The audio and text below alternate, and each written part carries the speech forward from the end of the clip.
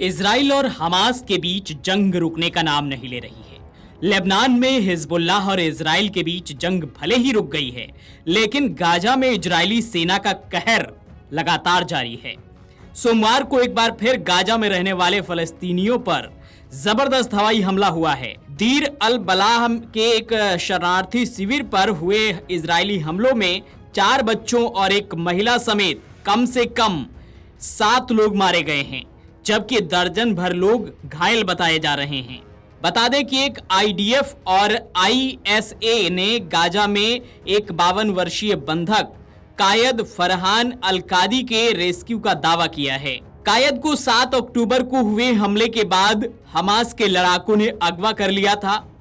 इसके बाद उन्हें गाजा लाकर बंधक बना लिया गया था। आईडीएफ के मुताबिक रिहा कराए गए बंधक की हालत स्थिर है। उन्हें अस्पताल में चिकित्सा जांच के लिए भेजा गया है। उनके परिवार को पूरी जानकारी दे दी गई है। उधर गाजा में इजरायली हमला उस वक्त हुआ जब दीर अल बलाह में यूएन पोलियो को रोकने के लिए टीकाकरण अभियान शुरू करने जा रहा है। संयुक्त राष्ट्र का कहना है कि गाजा के 6,40,000 बच्चों को पोलियो का टीका लगाया जाएगा और इसके लिए वैक्सीन की खेप दीर अल बलाह पहुंचाई जा चुकी है। इसके तहत करीब 12 लाख वैक्सीन डोज लाई जा रही हैं, लेकिन जंग अब बाधा बन रही है। गाजा में पिछले 25 साल में पहली बार पोलियो का केस सामने आने के बाद यूएन टीकाकरण अभियान शुरू करने जा रहा है। कुछ दिन पहले यहां एक 10 महीने का बच्चा पोलियो से ग्रस्त पाया गया था। इसके साथ ही गाजा के 2 प्रमुख शहरों के अपशिष्ट जल में पोलियो वायरस पाया गया था। पिछले 10 महीने से जारी इजरायली बमबारी से बचने के लिए हजारों फलस्तीनी टेंटों में रह रहे हैं। वहां भारी गंदगी फैली हुई है। बता दें कि रविवार को हजारों प्रदर्शनकारियों ने तेल अवीव में मार्च निकाला। इजराइल की सरकार से बंधकों की रिहाई के लिए एक समझौते पर पहुंचने की अपील की। बंधक बनाए गए लोगों के परिजनों और दोस्तों को डर है कि गाजा में युद्ध लंबा खींचा तो ज्यादा बंधक मारे जाएंगे।